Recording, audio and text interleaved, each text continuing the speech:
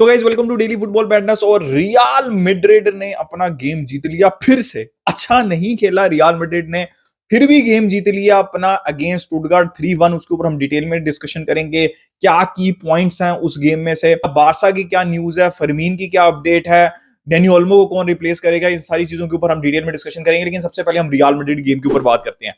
यार real Madrid भाई, real Sociedad का गेम उठा लें, आप ये वाला गेम उठा लें, मतलब स्टुटगार्ट भाई, स्टुटगार्ट मतलब बर्नाब्यू के ऊपर जाके मतलब एक पॉइंट ऑफ टाइम पे 70% पोजेशन के साथ खेल रही थी। They were moving the ball better in most of part of the game. They were dominant on the ball. ठीक है, they were creating so many chances, इतने ज्यादा चांसेस मैंने भाई बहुत कम देखा। बहुत बड़ी बड़ी टीम्स को जो है वो कम देखा बर्नाब्यू के ऊपर जाके। मतलब यार आई अंडरस्टैंड कि भाई इंजरीज हैं, बट भाई ये बहुत ज्यादा था। और स्टुटगार्ट बहुत अच्छा खेली। उनके पास वो फाइनल थर्ड के अंदर वो फिनिशिंग एबिलिटी नहीं थी। That was the only issue. उसके अलावा और डिफेंस मतलब डिफेंसिव चीजें भी अच्छी हुई, उसके ऊपर भी मैं डिस्कशन करता हूं। लेकिन भाई रियल मैड्रिड के प्रॉब्लम्स हैं, लेकिन इन प्रॉब्लम्स में सबसे अच्छी और पॉजिटिव चीज ये है कि ये इंजरीज होते हुए, प्रॉब्लम्स होते हुए, सब कुछ होते हुए भी रियल मैड्रिड किसी तरह रिजल्ट निकाल रही है। और रियल मैड्रिड अभी तक इस सीजन हारी नहीं है भाई। रियल मैड्रिड ने आई थिंक इस सीजन के अंदर अभी तक जितने भी गेम्स हुए हैं, और काफी ज्यादा 6-7 गेम्स हो चुके हैं, शुरू के 45 मिनट्स में फर्स्ट हाफ के अंदर अभी तक सिर्फ एक गोल स्कोर किया। और रियल मैड्रिड सेकंड हाफ में ही जाग रही है। तो इसका मेन पहला जो पॉइंट ये है कि रियल मैड्रिड कंसिस्टेंट फुटबॉल नहीं खेल रही। ठीक है, जो मैं पिछले सीजन बारसा से रिलेटेड भी डिस्कशन करता था कि भाई बारसा बारसा के तो रिजल्ट भी नहीं ना निकल रहे थे। बारसा 45-15 मिनट अच्छे खेल रही है, कभी फर्स्ट हाफ अच्छा खेल रही है तो सेकंड हाफ नहीं अच्छा खेल रही, और वाइस वर्सा चल रहा है। तो रियल मैड्रिड का भी अभी ऐसा ही चल रहा है। रियल मैड्रिड पैचेस के अंदर अच्छा खेलती है। आप पहला अगर हाफ देखें तो काफी हद तक स्टुटगार्ट ने डोमिनेट किया। सेकंड हाफ में भी काफी पार्ट्स जो है वो स्टुटगार्ट ने, स्पेशली जब गोल हो गया, ऐसा लग रहा था कि भाई रियल मैड्रिड तो निकल जाएगी। जब एम्बाप्पे ने गोल मारा तो ऐसा लग रहा था रियल मैड्रिड मैनेज कर लेगी। लेकिन उसके बाद बिल्कुल ही ऐसे जैसे पेडल के ऊपर से वो पांव ही हटा दिया उन्होंने रियल मैड्रिड ने कि भाई हम तो जीत ही जाएंगे, और सारा कंट्रोल दोबारा जो है वो स्टुटगार्ट के पास चला गया। और 1-1 किया, इससे ज्यादा भी हो सकता था। बट एवेंचुअली आपको पता है real Madrid champions league clutch Rudiger ने गोल स्कोर कर दिया। बट भाई इश्यूज हैं रियल मैड्रिड के। देखिए लोग थोड़ा सा, मैं विनीशियस और एम्बाप्पे और उनकी पार्टनरशिप को बहुत प्रोटेक्ट करता रहा हूं, और अभी भी मुझे लगता है कि they will score goals, they will score a lot of goals. But कहीं ना कहीं मुझे विनीशियस का गेम थोड़ा सा डिसअपॉइंटेड दिखा। He is trying to many things. भाई आप मतलब जस्ट प्ले द फुटबॉल। भाई विनीशियस जब सिर्फ फुटबॉल के ऊपर कंसंट्रेट करता है कि भाई ये बॉल आ गई है, let's make the best possible decision. Pass बनता है मैं पास दूंगा, ड्रिबल बनता है मैं ड्रिबल करूंगा, शूट है तो मैं शूट मारूंगा। एक पोस्ट के ऊपर भी हिट हुई, लेकिन कहीं ना कहीं मुझे गेम प्ले के अंदर थोड़ा सा सेल्फिशनेस दिखी जो विनीशियस है उनके गेम के अंदर। ये मेरा पहला दूसरा मेजर पॉइंट है। तीसरा जो मेजर पॉइंट है भाई, वो है क्रूज। और वो मैं जब तक उसको सॉल्व होते हुए नहीं ना देखूंगा, उसका मैं जिक्र करता रहूंगा। भाई क्रूज, भाई फेडी वलवर्डे, आई आई अंडरस्टैंड वो बंदा नॉन स्टॉप फुटबॉल खेल रहा है इस सीजन, यूरोगोए के लिए भी, इंटरनेशनल फुटबॉल के अंदर भी, और फिर रियल मैड्रिड के लिए भी, और आउट ऑफ पोजीशन खेल रहा है। डीएम की पोजीशन, जो सिंगल पिवट की स्पेशली पोजीशन है, वो उसकी पोजीशन नहीं है। ये इवन डीप प्लेइंग, देखिए वो खेल रहा है, he is doing a decent job, he is doing his best, मेरी कंप्लेन्स नहीं है।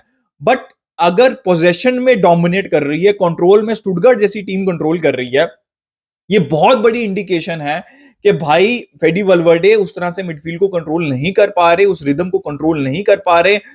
मतलब उनकी वो ग्रैब नहीं कर पा रहे, मतलब गर्दन से पकड़ लेते थे ना टोनी क्रूज के, भाई ये मेरी मिडफील्ड है, वो नहीं कर पा रहे। क्योंकि वो, मैं हर वीडियो में एक्सप्लेन करता हूं कि फेडी वलवर्डे उस प्रोफाइल के प्लेयर नहीं है, उनकी प्रोफाइल डिफरेंट है, और उसमें वो वर्ल्ड क्लास है।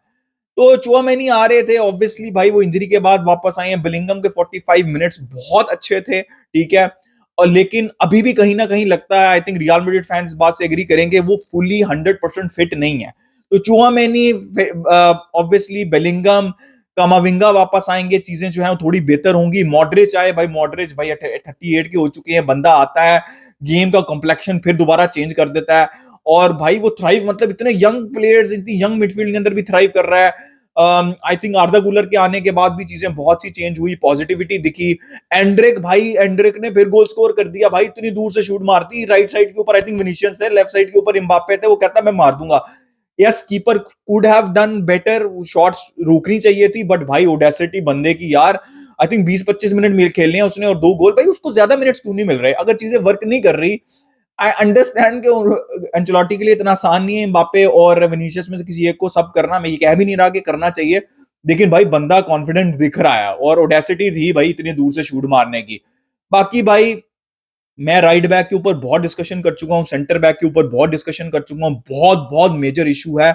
आप देखें रूडिगर ही बचा गए। राइट साइड के ऊपर दो राइट बैक खेल रहे थे जिनकी कोई हाइट ही नहीं थी, उस मतलब उस विंग से तो रियल मैड्रिड मतलब खूनो खून हुई हुई थी और रूडिगर बचा रहे थे सिंगल हैंडेडली।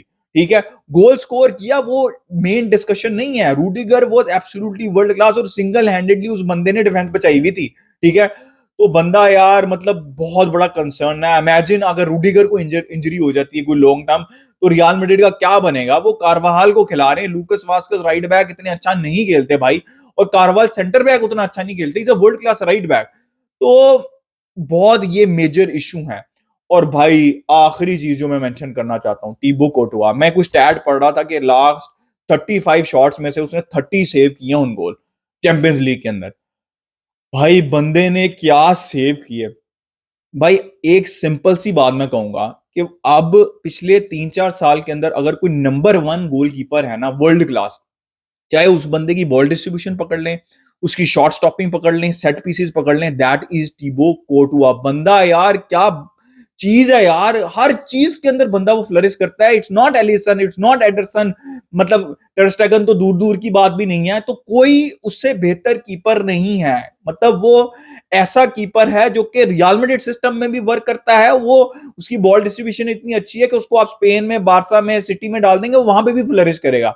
इतना वो बेहतरीन कीपर है। तो भाई दो बंदे man of the match, Rudiger और दूसरा जो है वो टिबो कोर्टुआ। यार Ancelotti has to sort things out. कहीं ना कहीं मसला है केमिस्ट्री के अंदर, क्योंकि भाई आप जब कंसिस्टेंटली अच्छा नहीं खेल रहे, आप मतलब 6-7 गेम्स के अंदर आपने फर्स्ट हाफ अच्छा खेला ही नहीं है। ठीक है, तो कहीं ना कहीं केमिस्ट्री इंजरीज पार्ट है, लेकिन जो प्लेयर्स अवेलेबल हैं उनका लिंकअप नहीं है। मोमेंट्स के ऊपर रिलाई कर रही है रियल मैड्रिड, जो कि चैंपियंस लीग में तो हेल्प कर सकती है, लेकिन लॉन्ग टर्म के अंदर ला लीगा के अंदर इश्यूज हो सकते हैं रियल मैड्रिड को। तो भाई नेवरदलेस आप बहुत ज्यादा कंप्लेन नहीं कर सकते, क्योंकि रियल मैड्रिड अभी तक हारी नहीं है। ठीक है, आप चीजों के ऊपर बात कर सकते हैं। खैर भाई हम अब बारसा की न्यूज के ऊपर आते हैं। भाई क्या चल रहा है बारसा की न्यूज के ऊपर? देखें, सबसे बुरी एक और न्यूज, पिछली बुरी न्यूज दी थी, अब एक और बुरी न्यूज आपको दे रहा हूं मैं। फरमीन भाई वो आने वाले थे और अब वो international break October, mid of October, third week of October या लास्ट वीक ऑफ अक्टूबर में वापस आएंगे। भाई I we were really thinking कि भाई डेनी ओल्मो गए हैं, फरमीन उनकी जगह के ऊपर आ जाएंगे, तो 1-2 मैचेस के लिए फेरन टोरेस चल जाएंगे, या फिर आप पब्लो टोरे को चला लेंगे। लेकिन अब आपको यही करना पड़ेगा क्योंकि फरमीन भी नहीं है, और वो पुरानी जो इंजरी है वो नहीं है, कोई नई इंजरी है उनको। तो फरमीन इज आउट और फॉर सेवरल वीक्स, और 100% उनकी क्या रिटर्न डेट है वो भी नहीं पता हमें। ठीक है, तो that is a huge blow after Dani Olmo. दो प्लेयर जो कि सेम पोजीशन पे खेल सकते थे, दोनों इंजर्ड हो चुके हैं। And by the way Frenkie is not available, Gavi training कर रहे हैं। आंसू फाटी के ये न्यूज है कि most likely he will be available for Monaco game, जो कि अच्छी न्यूज है। तो मेन चीज ये है कि डेनी ओल्मो को रिप्लेस कौन करेगा? ठीक है, तो फरमीन तो नहीं है, वो इंजर्ड हो चुके हैं। अब इसमें मुझे 3 ही ऑप्शन दिखती हैं। एक तो ऑप्शन ये दिखती है एरी गार्सिया खेलें, कसाडो खेलें और पेड्री आगे चले जाएं। मैं उतना ज्यादा इस ऑप्शन से खुश नहीं हूं। आई थिंक आपको पेड्री और कसाडो दोनों अच्छा कर रहे हैं, उसको टच नहीं करना चाहिए। अगर आप उसको टच नहीं करते तो फिर आपके पास दो क्या ऑप्शन है, वो ज्यादा बेहतर मुझे लगती हैं। एक है कि आप पब्लो टोरो को खिलाएं और रफीनिया को लेफ्ट साइड के ऊपर खिलाएं, फेरन टोरेस बेंच पे, बाकी बात आपकी वही टीम। और दूसरी ऑप्शन ये है कि आप रफीनिया को डेनी ओल्मो की पोजीशन के ऊपर खिलाएं और लेफ्ट साइड के ऊपर आप फेरन टोरेस को खिलाएं, या फिर आप पाओ विक्टर को खिलाएं। मुझे ये जो लास्ट ऑप्शन है ये ज्यादा बेहतर लगती है, लेकिन इसके अलावा मुझे नहीं लगता कि कोई और ऑप्शन है। हाँ, एक और ऑप्शन भी है, हो सकती है कि आप रफीनिया को, मैं ये चाहता हूं कि पेड्री और कसाडो अपनी पोजीशन मेंटेन करें, रफीनिया जो है वो सेंट्रल आ जाए डेनी ओल्मो की जगह पे। लेफ्ट साइड के ऊपर आप पाओ विक्टर को खिलाएं, फेरन टोरेस को खिलाओ, आंसू फाटी को भी आप ट्राई कर सकते हैं। तो ये मुझे ज्यादा बेहतर ऑप्शन लग रही है। और एज पर रिपोर्ट्स जो फर्नांडिस ब्रदर्स हैं, गुई और टोनी फर्नांडिस, वो भी स्क्वाड में इंक्लूड हो सकते हैं। एक तो पहले ही इंक्लूड था आई थिंक गुई फर्नांडिस, तो अब टोनी फर्नांडिस भी इंक्लूड हो सकते हैं। हांसी फ्लिक काफी ज्यादा उनको पसंद करते हैं। सो गाइस ये मुझे मतलब ये न्यूज थी और ये मैंने आपको बता दी, और आपको मैंने ऑप्शन भी। गाइस आप बताएंगे भाई रियल मैड्रिड के क्या इश्यूज हैं, क्या आप एग्री करते हैं इन पॉइंट से, और ये भी बताएंगे डेनी ओल्मो को किस प्लेयर से रिप्लेस करना चाहिए in the comment section. Like कर दीजिएगा, सब्सक्राइब कर दीजिए। मिलते हैं नेक्स्ट वीडियो में। विज कल बारसा।